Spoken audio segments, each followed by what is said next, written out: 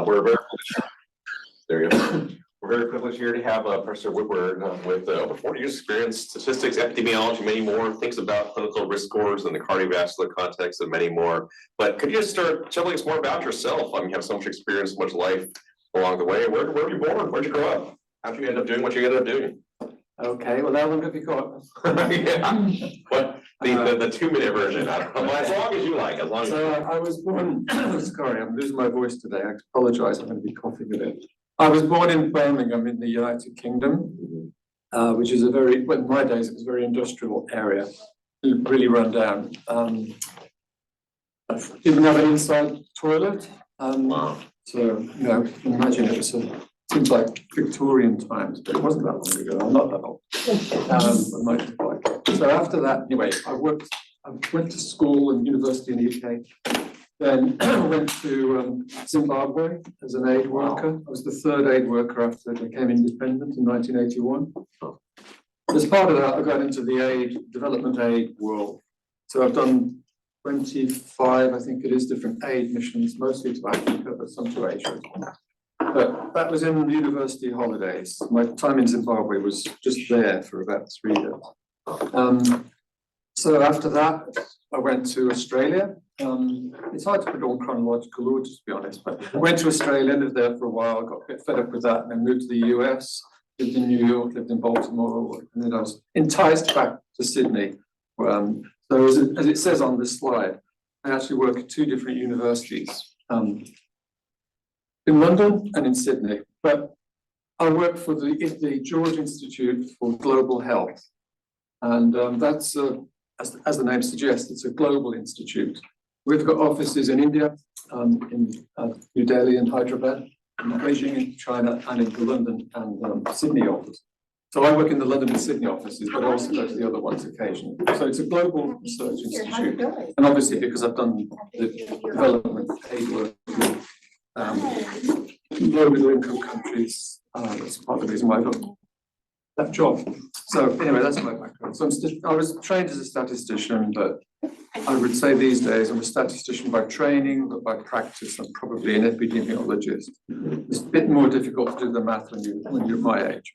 When we do like aid work in Zimbabwe, I mean, was that before or after or your life as a statistician, or that feels like a whole nother career almost, or life experience? Yeah, well, my PhD was in statistics, and then I got the job in Zimbabwe then. It was in the statistics office in Harare. You very literally have worldwide experience. What's it like working in different places? You said you got fed up with Sydney. I don't know what's good or bad. You've also been in the US. Like, what should we know and not know about what it could be? That's what you call it, feet. It's not so much fed up. It's not nothing wrong with the place. It's just decided I want to get somewhere restless. Very good. So you have family in the area, and maybe you might join us here or not far from here in the distant future. Yeah, very nice place to live. Seriously, that's the main reason I've come here. Don't look at the prices. Just look at the house. Exactly. That's the big issue. Yeah. Fantastic. Yeah. Well, I'm very excited to hear more about your experience as well, but also your specific work. So why don't we turn over to formally start? Take it away with your prior presentation. If we have clarifying questions, all the way okay, but it sounds like we'll want to reserve most of the discussion towards the end because there'll be a lot of rich things to go over. Please take it away, Professor Woodward. Okay, so I'm going to try and give you some of the ideas I've had experience in developing cardiovascular risk scores. So I apologize that I'm going to say a fair bit about Scotland, which you probably aren't that interested in, but that's where I did my original cardiovascular risk score work. But after that, I've worked on the ones in Australia and Thailand and Korea. And as you'll see, I've done a lot of the background work to the new US one as well. Anyway, so cardiovascular risk scores, and I'm going to talk about the construction to explain what they do, and then a deconstruction to say how we can make it a more sort of generic, take a more generic approach. So indeed, in low and middle income countries without data, we can construct a cardiovascular risk score, despite the lack of data there. Okay. So first of all, it's probably obvious, but the aim of a cardiovascular risk score is to predict the chance of any individual getting cardiovascular disease. But generally, we look at primary prevention. Of course, you can do it as secondary prevention, but I'm going to talk about primary prevention, which is the majority of risk scores of or people who are currently free of cardiovascular disease. And I'm not going to split between heart disease and stroke or other parts of CVD, except when I need to look at heart disease only, because that's where the data comes from.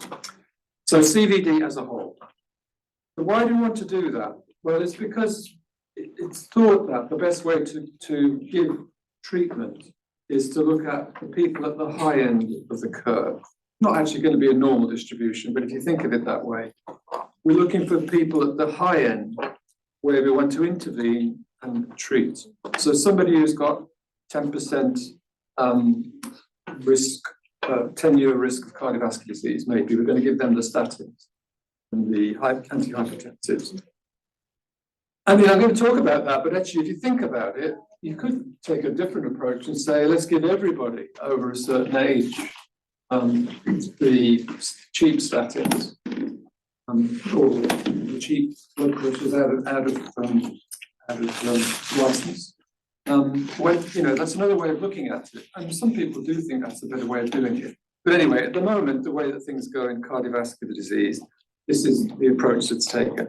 So you want to identify the people at the top end of the curve, whatever the curve looks like, the risk curve. The first one, which anybody who's looked at this will know, the first one was the Framingham risk score. So that was developed well, the study started in 1948. So it's usually thought of to be the first, this general population cohort study. The interesting thing is that this score, the risk score that came out of it, the first one was in 1976, so it's nearly 50 years old now. There's been upgrades of it up to, I think the last one was in 2008, if I remember rightly. But the interesting thing is, originally anyway, it was only based upon about, which you can see, less than 6,000 men and women. It's to its credit, actually, that it included women, because at that time, and for the next, well, at least 10 years after that, if not 20 years, cardiovascular cohort studies only had men, because men were at higher risk and various reasons, as a lot of you know, patriarchy being the main one. So it's interesting that it's had women, but the really interesting thing for me is it's how well that actually works in practice. You know, you'd think it's in a small town in Massachusetts, and it's a higher than general level of affluence. It's got mainly white people. I think it's almost all white people, if I remember rightly. But it actually really performs well, even when you look at other populations. So I'll come back to that, because it seems as if risk scores are reasonably transportable from one place to the next. The latest American score, which I'll talk about a little bit, is this one, which was published just about a month ago, I think. Much more than that anyway. It's 2023, so it must have been just slightly the end of last year. Anyway, so this one, this is the first one that I know of, which has included kidney disease. At least it's got EGFR anyway, as one of the risk factors, which is quite a reasonable thing to do, actually. It's a good idea. And I'll come back to that in a moment. So what does it mean in what do you put in a cardiovascular score? Well, it's the risk factors, of course, which you put in there. So you're going to look at you're going to collect risk scores and then calculate the score from it. Those risk scores are going to be a weighted average of the risk factor values. And you need to multiply it by a scaling factor, which I won't go into the arithmetic behind it, because it depends upon which model you use. But basically, as I'm going to explain in detail in a minute, you're going to weight the risk factors according to how important, for example, blood pressure is to cholesterol in terms of cardiovascular risk. So there's loads of these scores now. This one, the new US one's called Prevent. And interestingly, they've copyrighted that name, which I was surprised they were able to do, but they have. Score 2 is the one which is used in Europe. And as I said, I'm going to talk a little bit about Scotland. And the risk score I actually developed in Scotland in 2007 is called the ASSIGN. And that each of those are based on local data. So the American score is based on American data, the European score is on European data, and the Scottish score on Scottish data.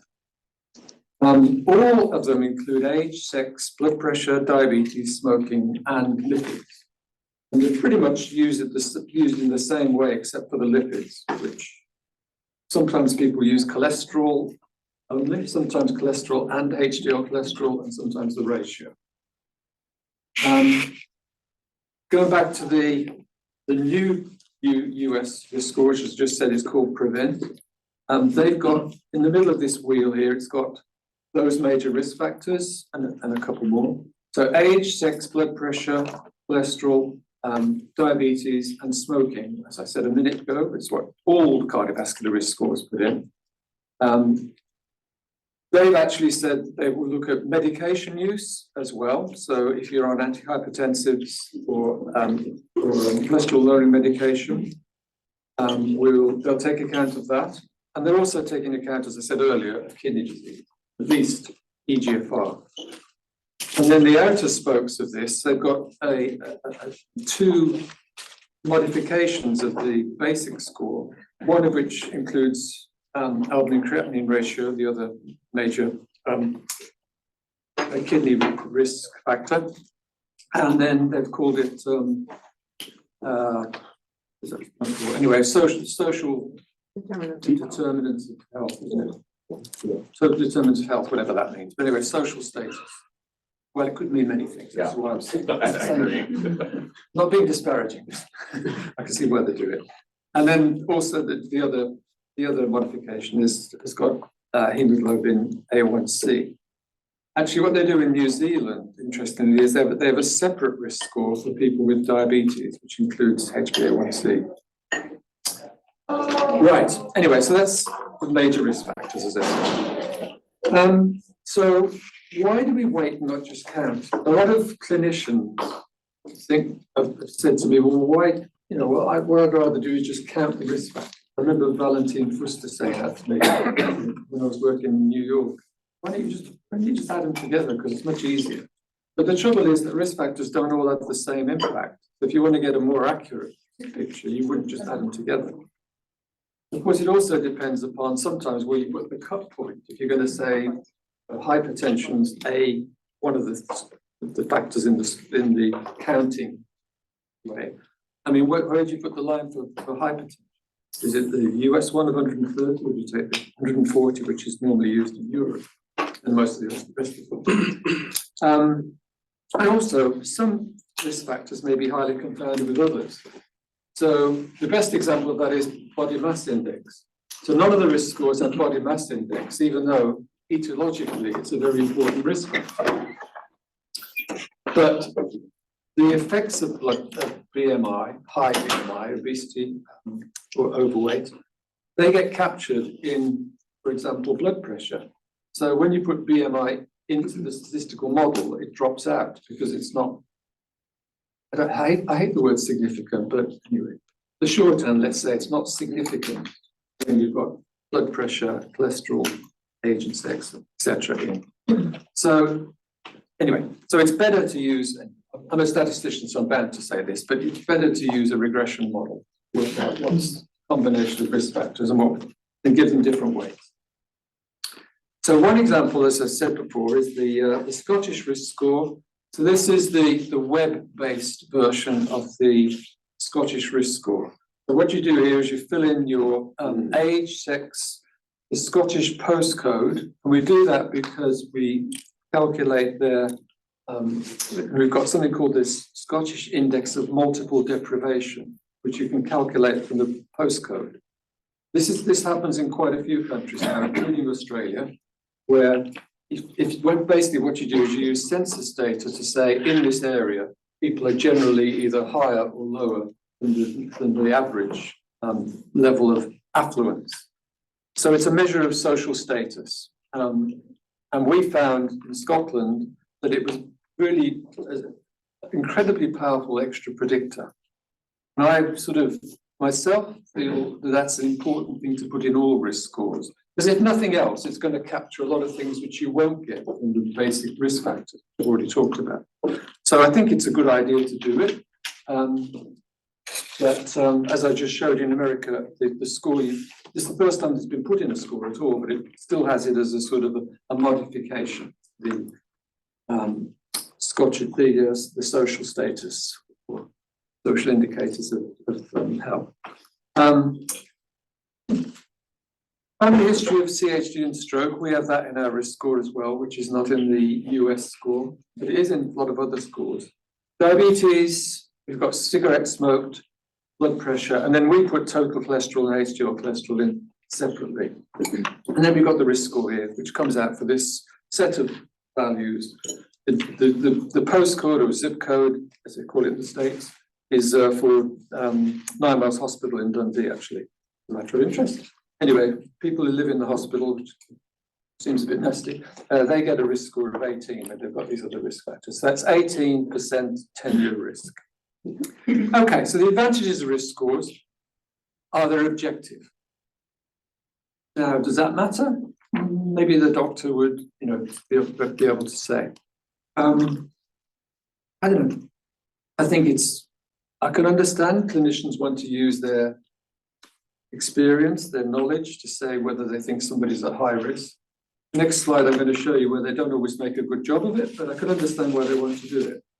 And I've certainly given a similar talk like this in Glasgow, and one of the GPs in the room said, "Why do you bother with this risk score? If somebody comes in, they're big fat and they're reeking of smoke, I'll give them the bloody statins." So some people like to think it's easier to do it that way. Maybe they've got a point. It provides a motivation to change lifestyles. I think that's probably true. As long as you give the score in the right way. And there's various ways of doing this, like using smiley faces on a matrix of faces. You've got a lot of glum faces, whereas somebody else may have a lot of smiley faces in this matrix, which is what we used to do in Mount Sinai, where I worked in New York. And they guide preventive treatment in an efficient way. At least we hope they do. Anyway, that's the idea. So this is one example where somebody's found that this is Swedish data here. They've looked at GPs, 80 GPs, it says in the blue area. They've looked at how 80 GPs ranked, or I shouldn't say ranked, how they ascribed the 10-year risk for 3 different patients in this example. And the blue one is the way that they decided that the chance would be for that patient, and you can see in the data underneath the bars what sort of person they're talking about. So there's 1 man and 2 women with different levels of smoking, whatever else. But the point is that in each of these 3 cases here, the GPs overestimated the Framingham compared to Framingham.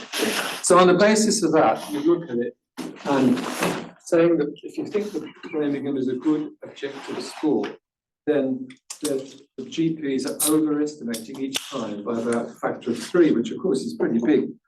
And if you're going to give the tablets at 20% risk or something, you're obviously going to give a lot more if you use the GP's way of developing risk than the Framingham way.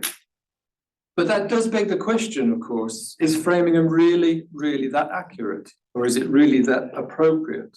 And I'd argue, actually, probably when they did this, it wasn't. Framingham was probably overestimating itself. So it's probably even worse. We'll come back to that in a while. I talked about it being motivating. I'm not sure this is used that much in the States, but certainly it's in Australasia. It's used a lot in New Zealand and Australia. This is the idea of this is to use a forecast.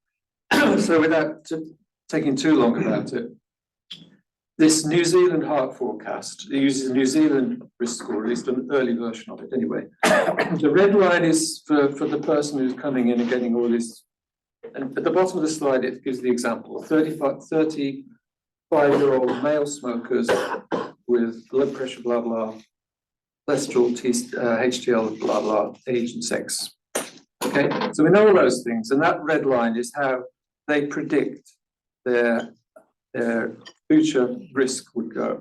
And as you can see, there's a line put where they kick in with medications, and there's a line, a zone of red, which is the danger zone, clearly. And then it says if you stop smoking, what would happen? You go down to the green line. So just stopping smoking delays your onset of tablets by quite a bit. And then the blue line at the bottom is the ideal. If you didn't smoke and had better levels of blood pressure, etc. That's quite a nice way of looking at it. Worth thinking about. The other thing is the clinical cutoffs. Again, I'm not sure there's much in the literature about this sort of idea, but how do we just, so what happens in the States and other places is people like the AHA, ACC say you should give statins when 10-year risk is, in this case, greater than or equal to 7.5%. In England and Wales, it's 10%. In Scotland, it's actually 20%. They use a much higher level. But that level, in a sense, is sort of arbitrary, isn't it? I mean, why would you choose 7.5%? I mean, where does that come from? And I don't think people think too much about the economic consequences, and perhaps they should. They certainly do in Scotland. It's because they've got this 20% level. So what we did was to get some data, Scottish data, and plot. If you take different levels of using the framing risk score, I think it was here, you take different levels of risk, 10-year risk, which is the bottom, the horizontal axis. Let's look at, it's like an inverse of a cumulative distribution. If you've got 0 people, then the axis on the other label, the vertical label, is the percentage with risk of that level or higher. So obviously, if you take 0 right to the left of the horizontal axis, you've got 100%, because everybody's got a risk greater than 0. And it goes down as you increase the 10-year risk, as it must do. But if you think about putting up a line at 7.5 and then going across to the vertical axis, you can see that about 15% of the population, in this case it's women without baseline CVD, about 15% of them will be given statins. And the question then is, with the Scottish government, we're asking, well, can we afford this? So they're rethinking the use of the cardiovascular risk score. And indeed, in the last 12 months, we've been updating the algorithm. But anyway, that's another thing to think about, is the economic consequences. There's my little, I've put 20 there, so it's more like 20 than 15. Okay, so so that's what the score is, and that's why we want it. So what about how you derive a risk score? Well, you clearly need some data. So you first of all have to decide which risk factors you want to look at, then you've got to get data. And that's where a lot of countries have difficulties. Then we've got to choose a suitable model. Most people use the Cox model, but you could use Weibull model, or you could use just logistic regression is also possible. Doesn't take account of censoring, but it's all right to do it. Probably doesn't give them that much a difference. And then we use a selection method of some kind, which I'm sure everybody's had some experience looking at multiple regression, so you know what I mean. The chosen model gives the weights. And putting it out in a grid, the way it works is if you've got, for example, 10 risk factors, for each one, you get a weight from the model, and then you get mean values from the data set. So the mean value for, let's say risk factor 1 is blood pressure. So you've got the weight for blood pressure from the regression model, you get the mean value of blood pressure in the data set, then you look at any individual in the data set, and then we're going to use the same thing when we go out to the general public afterwards. If you look at that value, and if it's higher than the mean, then clearly they're higher than the average. How much they're higher than average in terms of risk is got by looking at the difference between their variable level and the mean. So I probably better think of it. I'll go on the next slide. Like this. If they're higher than the average level in the data set, then they're going to get a higher risk score than the average. So they'll have higher than average 10-year or 20-year or whatever it is you want to do, risk. If they're lower than the average in the data set, then they get a lower risk. And as I said, the amount by which they get lower is determined by the weights which come from the regression model. So having done all that 10 times and then adding them all together, the only last thing that you have to do is to take the average risk in the data set as the sort of centering point for all the different risks. So the last thing you do is to do the weighting, as the previous slide said, on the right-hand column, sum them together, and then take the average risk in the data set to actually work out the individual's risk score. So there's two elements to it, is the weights that you get from the model, and then the levels of the average that you get, again, from the data set of which the model's constructed from. So as it says in that little box, the contribution depends on the weight and the distance. There's two separate things. And I'm putting that up in a bit of detail because that's how I'm going to get back to a generic model in a few slides' time. But what makes an accurate risk score? Well, the trouble is, what does it mean to be accurate? People either get cardiovascular disease in 10 years' time, or they don't. But your risk score is going to be a percentage. So you're trying to compare a binary thing with a continuous thing. So you really can't do it. All you can do is say how well the percentages agree to 100%, if you like, for the people who are going to get the disease, and how well they go down to 0% for the people who are not going to get the disease. So what's generally done is to think of two elements of the prediction. First of all, the prediction related to the accuracy, I should say. The first is discrimination. And that's what that says is how well do we do in identifying whether I, for example, are going to get cardiovascular disease and you are not going to get cardiovascular disease. How well do we decide which one of the two of us is the one who's going to get cardiovascular disease? That's discrimination. And then the calibration part is essentially thinking of getting all people's basic risk, if you will, together, and then saying, well, do we move it? How far do we move it up in terms of getting the average? What's the agreement in general between the risk scores that we calculate and the scale of true risk? And it's easy to think of that in this sort of silly diagram here. Perfect discrimination would be when all the disease positives, the reds, are separated from the disease negatives. And you're never going to get perfect discrimination, but that's what you'd be looking for. The scale going up is the predicted risk. If the predicted risk goes like that, you're fine, you've done brilliantly. You may not, however, this is like putting people in a bus queue, if you like, a lineup for a bus, and getting the right people to go on the bus who should have got on the bus. People who shouldn't have gone on the bus because they got the wrong thing. They want to go to a different destination, don't get on the bus. It's like that, putting it in the right order, or the right mix, I should say. But you don't know whether the predicted risk is actually accurate in terms of what that population's basic risk is. So the other thing we look at, as I said, was calibration. And if it happens that the mean true risk is exactly the point which is separating the two, the red and the blue in my diagram, then you've got perfect mean calibration. You're never going to get either. So what we'd like to do is to get as close as we can to those. And a nice way of thinking about the difficulties of doing this is to think about the curves of, I did this earlier with the risk score. Let's assume it's got a normal distribution for the sake of argument. If we look at the bold curve, which is the disease curve, and the no disease being the lighter curve, this is, you hope it's going to be in this direction at least, that the people with no disease have less predicted risk on the whole than the people who've got actually going to get the disease in the future. That's what you'd like to get.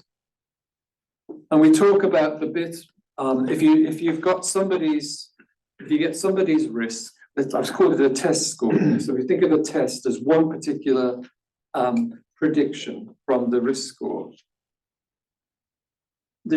what's called the sensitivity is the chance that you've really got that person's risk right if he or she has the disease. So that's the area to the right of the heavy curve, the bold curve. And the opposite of that, the specificity, is where you're on the no disease curve to the left of that point, the threshold value. And that these are known as type 1, type 2 error. And it's the same as you get in a significance test, and the chance of getting a positive, a correct positive and a correct negative. So those are the things we think about. And if you can imagine those two curves, I can't show people online, but I can because the picture's there, isn't it? If you can imagine those two curves, and you let that level of, you let the threshold level, which is somebody's risk, go from left to right, for example. Well, if the two curves are separated like that completely, then you've got perfect discrimination. You must have perfect discrimination because if everything's going to be correct, if you've got right in the middle between the two of them. Generally, you won't. You'll be at one end or the other. And if you're at the left end, you're going to get perfect sensitivity because all the probabilities to the right.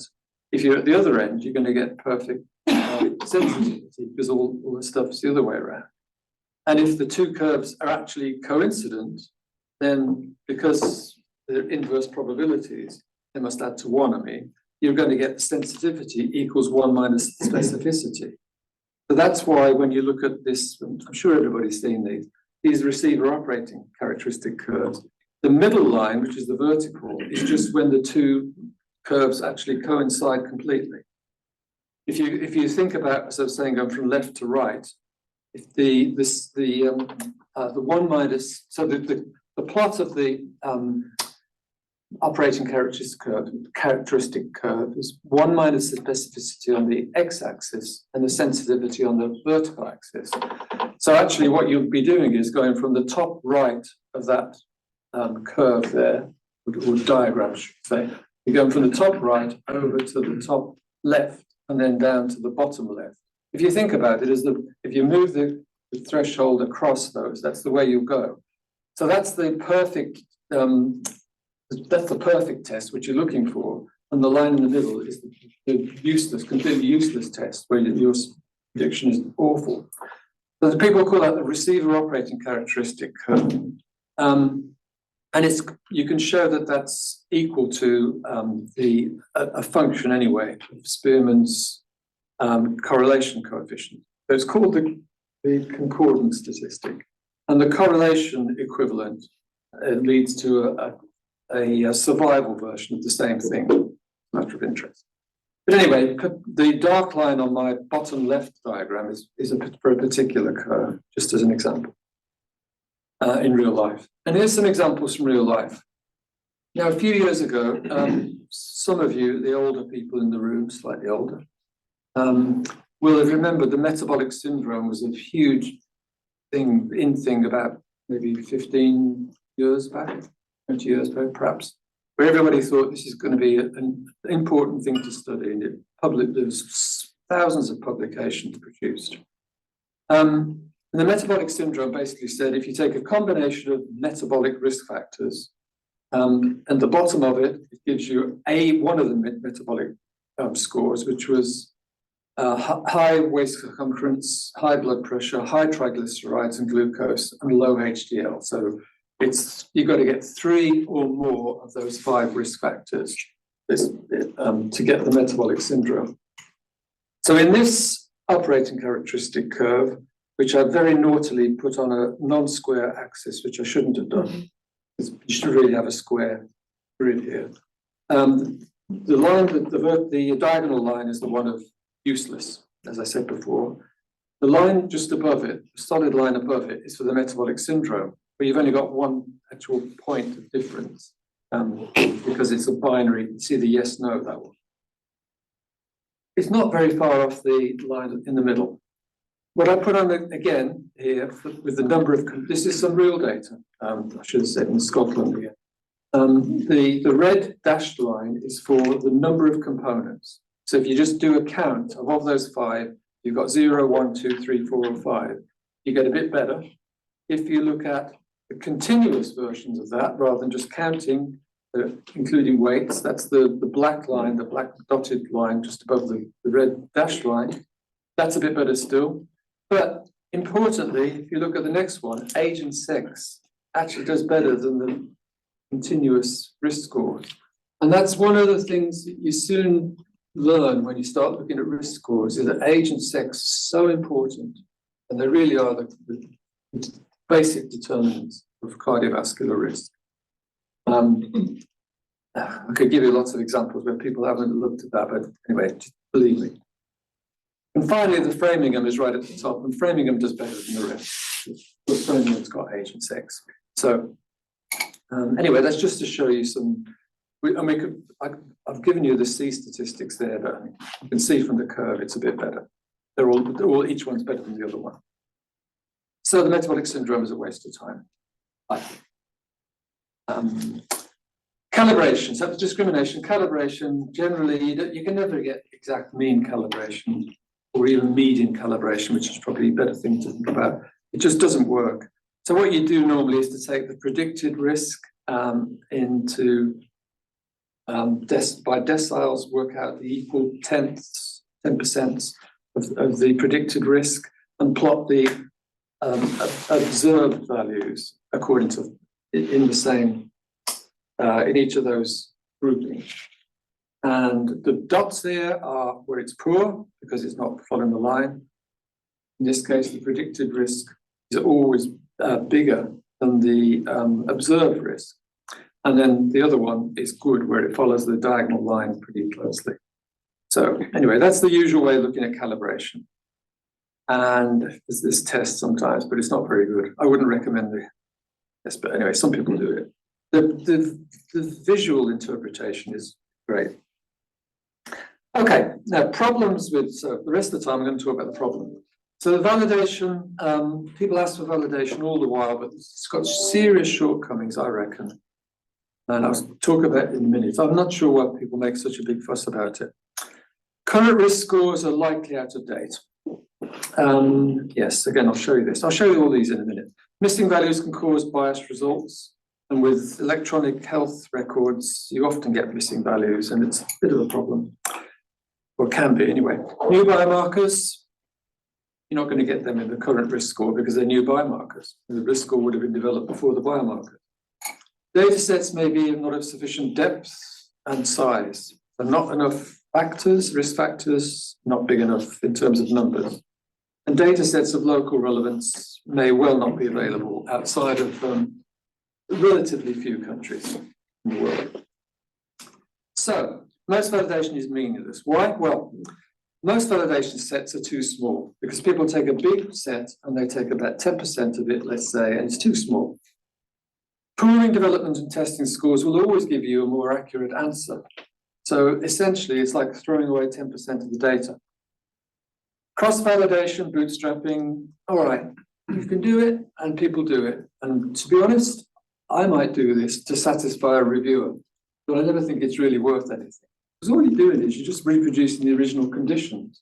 If you really want to know if your risk score is useful, you want to know if it's useful in somewhere else, not in the data set you've actually been using to derive it. So I don't think it really is that much use. Validation cohort is often not where we really want to use the score anyway. You can validate it in, you could do it in Palo Alto and validate it in Oakland, let's say. But that doesn't mean to say it's going to be useful in Los Angeles. But you still might want to use it in California. In general, I mean. And then the final point is, these, I've already said, the Framingham score works well in different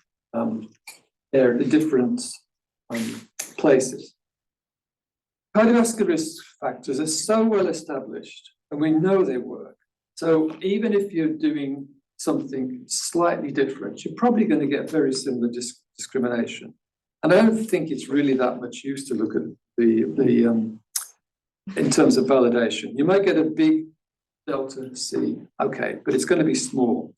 So I don't think you really need to validate in terms of discrimination. And unfortunately, Well, calibration doesn't really work at all when you try to do validation. As anybody who tries this will find, it just doesn't work. It always performs badly.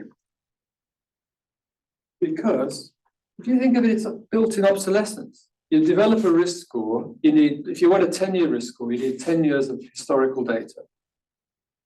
Now, this is what's happened in Scotland. The two red lines here, the first one is for men, the higher one's for men, the second one's for women. This is looking at the incidence of myocardial infarction in Scotland. And at the bottom, I've put the period in which we collected the data to develop the Scottish risk score. And that went, as you can see, during a period where in the 1990s and early 2000s, when the risk of cardiovascular disease, MI in this case, was actually coming down quite quickly. So it's inevitable. If you develop a risk score when you've got higher cardiovascular risk, the calibration which you get from that risk score is going to be poor. You're bound to overestimate. There's nothing you can get around. You can't get around it.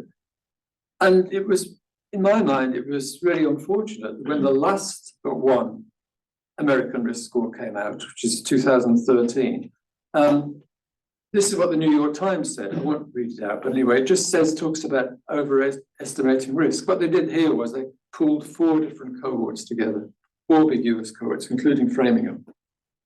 And it was about in the New York Times, it overestimates. And then there was people, I think it was Ridker, if I remember rightly, who did this in when this score came out. He looked at the predicted rate compared to the actual rate in 3 other US populations.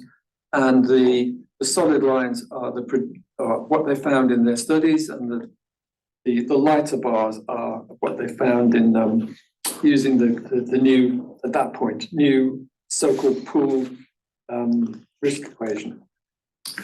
So it actually overestimated, which is just what I said. And, you know, frankly, that's just what I expected. So, what are you going to do about it? I'll come back to what you might do about it in a minute. The next thing I said was the imputation issue. One of the best examples of this I know is when the first English risk score called Q-risk came out. You may have, if any of you look at this, Q-risk 3 is the latest one, but Q-risk, they use the data set using electronic health records, where total cholesterol was missing in over 60% of subjects. And if you can't read this, it doesn't matter, but it's showing you that the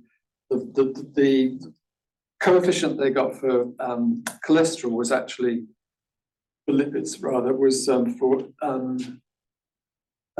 it wasn't significant, sorry, that's what I'm trying to say. It was very small. Is it just cholesterol? Can't read the ratio. It's the ratio, I thought it was, yeah. So the ratio was very small and not significant. So if they were really doing what actually the protocol said, that anything that wasn't significant was going to be thrown out of the model, but they broke their own protocol to put this in. And somewhat annoyingly, they sent it to me and I told them it was a problem. When they published it, they put me as an acknowledgement saying that the thing worked properly. Anyway, imputation wasn't done correctly. That's the problem. They'd forgotten they didn't realize they had to put in the outcome as well as the risk factors in the imputation model. So you can get problems with imputation. You need a big data set. I'm just going to give this quick illustration of why you need a big data set to get some accurate results. This is using the prospective studies collaboration blood pressure data. When they looked at 5,000 data points, they looked at the effect of systolic blood pressure on ischemic heart disease mortality by age. And you can see the confidence intervals are huge. The fitted lines go in all sorts of directions, like with 5,000. When they got 50,000, now they're starting to separate, but you still got pretty wide confidence intervals. And it's difficult to say whether those lines are parallel or otherwise. But when they've got 500,000, it's beautiful. Especially at the top ends, you can see you're going to get a very accurate line. And indeed, what you see is you get this attenuation of the risk that's given by blood pressure as you get older. And that seems to be the case for all the risk factors. As you get older, the hazard ratios, if you like, start to come down. And again, that's something which people don't put into risk models on the whole. They'll put age in, they won't put interactions in, which is my next slide. So it seems to be, to me, well, age is most important with cardiovascular risk factor. Sex and age are the two important risk factors. But unlike sex, where generally risk factors do separate, I'm glad to say, by sex, people don't think about putting in age interactions very often. And indeed, I don't think that, I'm pretty sure the new US one doesn't do that. But age interactions actually can be, as that slide just showed you, can be important because you get different actions of the other risk factors as you age.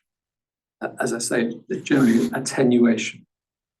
Anyway, but the problem is most data sets are too small to look at it properly, which is why you need a big data set. Patching, I'll just talk about this quickly. So when I was working at Hopkins, we published quite a few papers showing the importance of these kidney measures in relation to cardiovascular risk. So independent risk factors, EGFR and albumin-creatinine ratio. But the US model and all the other ones didn't have that in. So we said, well, can we come up with a fix, which we called a patch, to put in something? Well, you could do this for a new biomarker. That was the basic idea. But we developed it for kidney disease markers.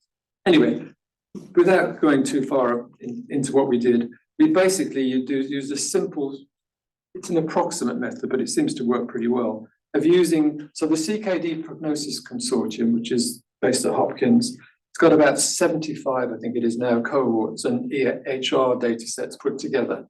And we use that to say, well, if we use that to say that if we look at something like the American risk score, as it was at the time, this was done in the second of those papers I cite here. The first one was a sort of pilot study using just 4 studies, I think.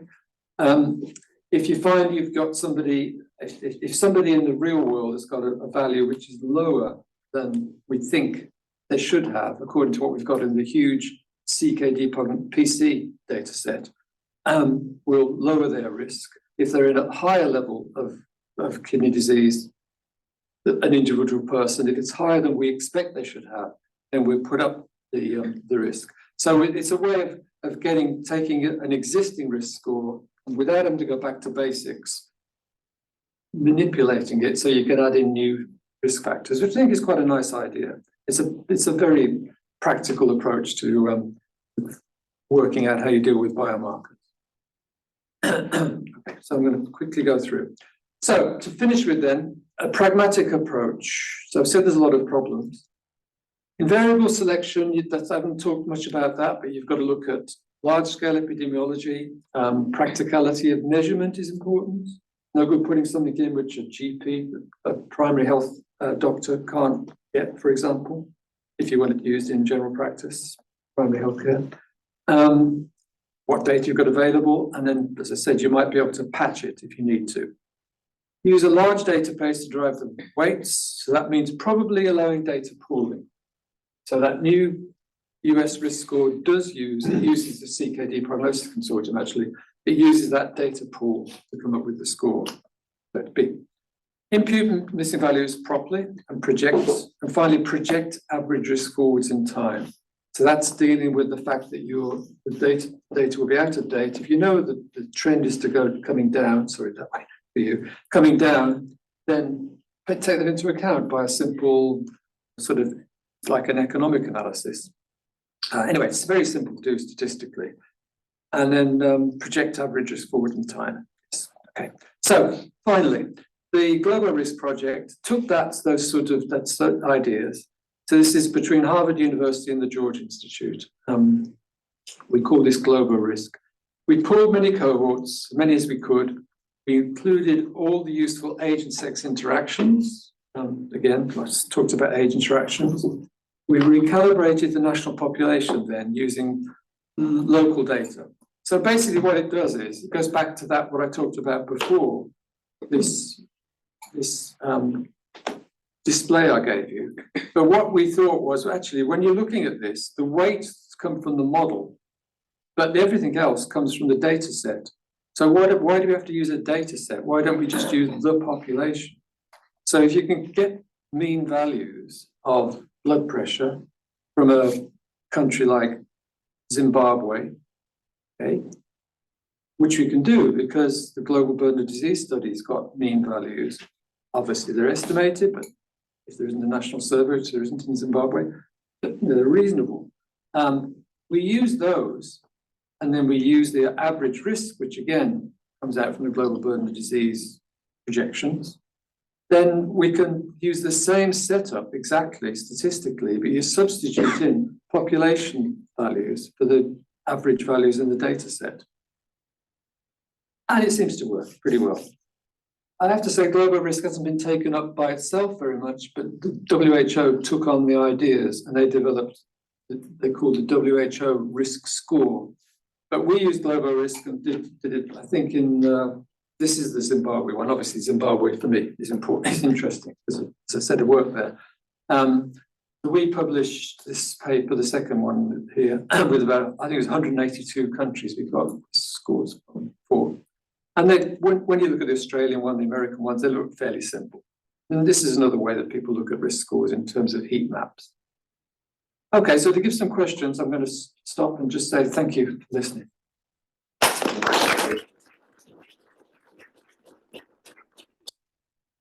I've really got lots of questions, but turn to the room first to open. Yes, please. Thank you. It was an amazing talk and very clearly explained.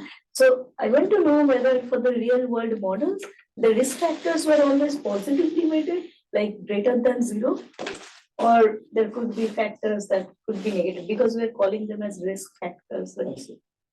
So the question is whether risk factors are always The weights are always positive. Yeah, well, they don't. No, they don't. I mean, smoking is a good example, isn't it? Because smoking is, but if you put sorry, I should say tobacco use, because if you've got smoking, quitting, people who quit, and then you've got the people who've never smoked, then the quitters will be less than if you reduce the risk by quitting. But yeah, they don't have to be. I mean, in epidemiology, the terminology is risk factor, even when it's protective. HDL cholesterol, that's an even better example, isn't it? HDL cholesterol goes the other way. Go ahead, so this one, maybe Alice next. So when I was reading the news this morning, there's a story that one of the coaches for the Golden State Warriors, which is our local basketball team, died of a heart attack at age 46. He's a former professional athlete himself. Mm-hmm. And when we look at these scores, it's intuitively, and it's also been shown, they're not as helpful for predicting those more early onset types of events. Mm-hmm. And I'm wondering how we can go about doing that. And especially in light of what you talked about with the secular trends that happen over time. Let's say we do have 30-year data or 50-year data, and we want to start to estimate lifetime risk, which is what some people advocate. Maybe we're going to be using always sort of out of pace with what's currently happening. So I'm just curious your thoughts on trying to predict those earlier onset types of events. No, you're right. I mean, I've tried to say they're not perfect. It's a tool like anything else, basically. I would say. I mean, that's obviously a very sad occasion for that guy. Would it be predictable? It's like, I mean, some of you may think, well, what about things that happen during pregnancy, preeclampsia, gestational diabetes, which is a big added risk factor, but the chances of people actually dying from it earlier with heart diseases is pretty low. So, if you try to make a prediction model, 46-year-olds would come in within most of the risk scores. They usually start at 35 or 40. So, I mean, we don't know whether perhaps the guy did have his risk score measured. I guess probably the answer is, do people get the risk score measured? And I think actually for most people who've looked at how well people in primary healthcare actually use risk scores, it's usually pretty poor. So maybe that could go ahead and have his risk measured. Is the nature of like risk and calibration too? There's just, maybe he had a 5% risk of having a heart attack, and 5% of those people are gonna have that heart attack. The score was not wrong. It's just hard to, rare events, it's just a very hard thing to deal with no matter what you do. I think with our current scores, because of this, because age does so well in all the models, there's such an age dependence. Most of the patients who I see, if they're 40 years old, it's gonna say they're gonna be low risk. Because on average, people in their 40s are not having heart attacks. So when you have, it's almost like you need a different approach. Let's go to Allison, and then I saw Max. So, yeah, hi, thanks, really interesting, you touched on a lot of facets. I was really curious to come back to the point that you made, or I'm inferring that Scotland changed the threshold that they are using for recommending statin use because of the cost of medication. And so I just, want to raise that again, that like independent of all of the mathematical properties and data properties of the models that you're presenting, like how they are used in different countries is going to really be affected by factors that have nothing to do with the calibration and discrimination of the score. So is it true that Scotland is changing their threshold based on factors outside of the like association between actual risk and predicted risk? Well, I mean, thank you for bringing it up. I mean, it's a big bugbear of mine that people don't take account of the economic, I mean, unfortunately, as a non-medic, I sort of often get the impression that these guidelines that people think up a room of used to be just white men, maybe a bit better these days. I'm not, we might as well do that as good as anything else. So I'm a bit skeptical about guidelines anyway. But yes, it's true in Scotland they do want to lower it. It's in England, as I said, it's 10%. But to be fair, also as I told you, the risk score that I set up overestimates a lot anyway. So, but one of the questions I was asked when I was developing this revised score was literally, what's going to be the impact? Right. Yeah. Are you comparing the global risk to like more locally derived scores to see how they compare and things like that? Yes, that's right. We have, yes. But that's, briefly sort of said as we're going through quickly. Yes, we did. We compared it with the US. I think I said US and Australia. I think it was maybe not Australia, I forget, but it wasn't Australian because it didn't have one then. Anyway, we used the US and somewhere else a few years back. Squeeze in an online question, if that's okay. Sure. Someone lower for this room is like, what do you think about machine learning models for cardiovascular disease as opposed to a regression? That's what a lot of people in this room, they just train machine learning models to predict whatever. Is that worth doing? Does it make a difference? When is it worth it or not? Well, you get the same problems, I think. I think you it's foundation of the same issue there. Yeah, but sure, absolutely. I mean, I'm not. Well, I did wonder whether I should say much about that, but I mean, there's all sorts of techniques people are using now. I mean, we're using mammograms to predict cardiovascular risk in women in Australia now, which the statistic is reasonably good, and that's done using AI basically. I mean, what do you mean by AI really? I mean, it's regressions could be said to be AI if you use it in the right way. But yeah, you're right, absolutely. I mean, I'm sure that this is going to be done automatically. I mean, one of the other things that I'm surprised about the fact that nobody's really thought about having something which is continually updating. Risk scores continually updates. I applied for money from the NIH about 10 years back now to use hospital data to use every person who come into the hospital in that area in the last year, let's say, to say what's the chance of whatever it was, I forget what exactly the grant was all about, and have something where when somebody comes in, you get the new record, it updates what the risk is going to be. The doctors is told that. It seemed to me that'd be a nice idea that didn't get anywhere. Maybe my application was poor, I don't know. But Squeeze it. I don't want to let David Marin get in a word, but maybe we can all continue discussion because we're running out of the hour. I'll be here for a while. Just a real quick question. Since the use of these risk scores is very low by clinicians and patients don't really religiously follow clinician advice, and there's this long asymptomatic period for coronary disease, what do you think about using imaging? So you mentioned mammography, there's colonoscopy to detect early disease. What do you think about using an imaging strategy such as coronary calcium scanning? Yeah, a lot of interest in that too. Yeah, thanks for the question. Yeah, you're right. I think that's the way forward because it obviously is predicted. It's a prediction model. Again, I mean, I have been involved a bit in using images. When I was at Mount Sinai, we had a lot of CT and MRI scan papers, clinical trials and things. So yeah, I mean, I'm aware that that's a good way. It could be a good way going forward. I mean, all these things are great, but I still think that probably the main factors are still going to be age and sex, I think. And if you take an account of that, you've probably gobbled up quite a lot of the risk.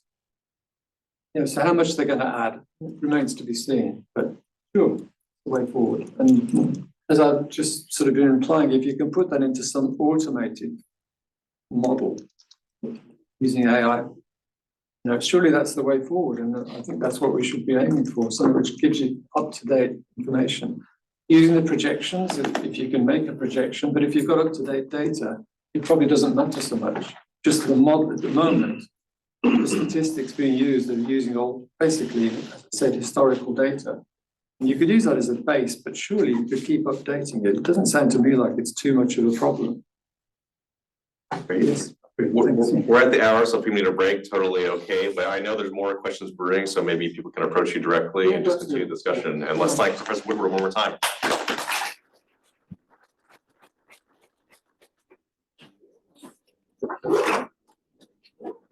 If anybody wants the slides, by the way, you're welcome to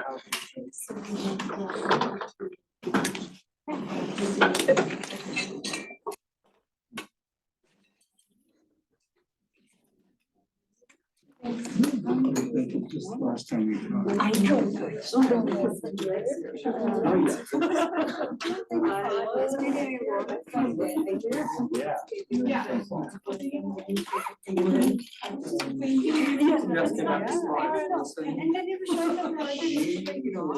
You could relay it directly. You don't need us as a middleman.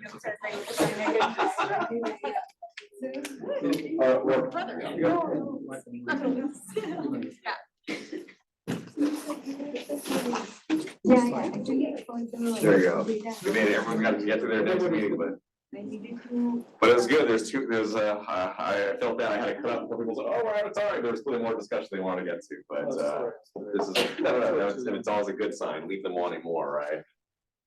There's always more to talk about and good foundational review of a lot of stuff that many people in this room is very relevant to what they do every day. If somebody wants to ask me anyway, then fine. You're not online, but I should put my email address. Mark W. Thanks so much, Professor. I gotta get to my next meeting, see if this is fantastic. Good to See meet the you. discussion. Cheers. Take care. George Institute.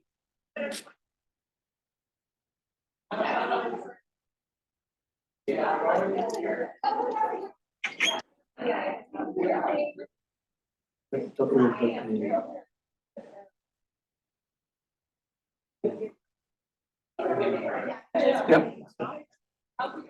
So we also, so I work in pediatric oncology. Oh, yeah. And what happened was, so in ALL we had maintenance therapy wherein every second week we used to give chemotherapy drugs based on the blood counts. Now what